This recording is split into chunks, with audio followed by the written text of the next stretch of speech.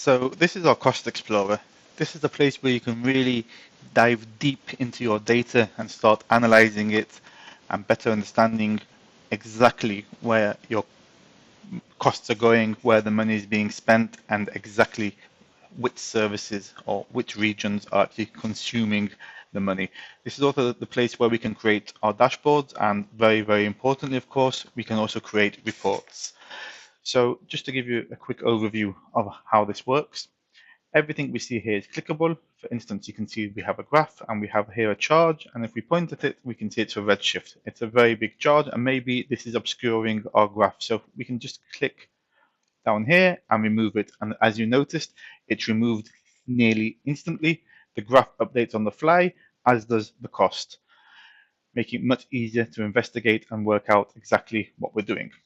And again, if I now want to point at something on the graph, I can point here and I can see I have, let's see, Amazon Elastic Compute. And I want to understand, okay, what exactly is making up the cost for Amazon Elastic Compute?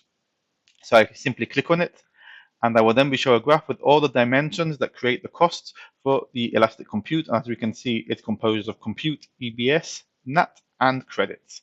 Obviously, with the compute being the highest cost here, and again, I can click on that, and then I will be presented with all the different instant types that are making up my personal cost for the EC2. And again, if I want to go a bit further in, I can click again, and the final click will actually bring me to a table level showing me the actual names of the resources in the cloud that are using this instant type. So we can see here the actual resource IDs and the actual name of the resource and the cost. To get back to the main screen, we simply click reset and we go back to the initial screen as we started with.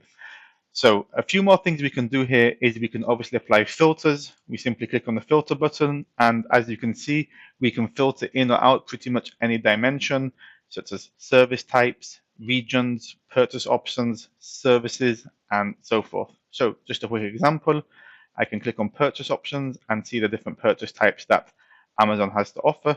And let's just say I only want to see on demand. I'm not interested in seeing the reserved, the saving plans, or the spot. So I simply click on demand and make sure it's in include. And I can add another dimension of saying service, and I only want to see the service for EC2. So now I'll only see EC2 purchases that were done on demand. And click apply. And we can now see the exact cost that we have for our on-demand EC2. Now, we can change the views here, so we can have stacked bars, we can have a stacked area, we can have a line chart, and we can even have a trend line. So we can see exactly the money as it goes up and down. The final thing that we can also have, or two finals, is a pie chart.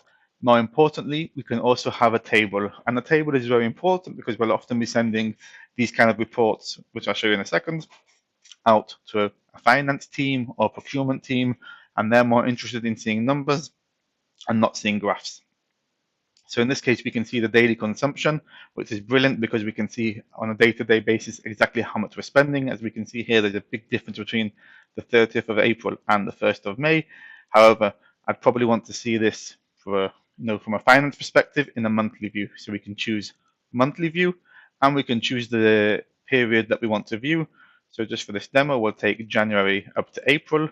So we'll get 3 months of data, hit apply, and we can now see the on-demand cost for the EC2 compute for January, February, March, and April. Now, if I very simply want to have this configured as a report that will be sent to instance to our finance team, I simply click save, save as report, give the report a name. I decide how much history I want to show in the report. So I could show my previous 3 months or previous month, whatever suits my needs. Insert my email. And again, if we want to, we can also choose a channel. A channel would be either Teams or Slack, so it could be sent out to our instant messaging platform, and how often I want to receive the report. So monthly on the beginning of the month. So now when I click save, I will receive this report on the 1st of every month with the previous 3 months of data. So very, very, very simple to create a report and very simple to get pretty much any information that we want simply based on changing our filters and changing our views.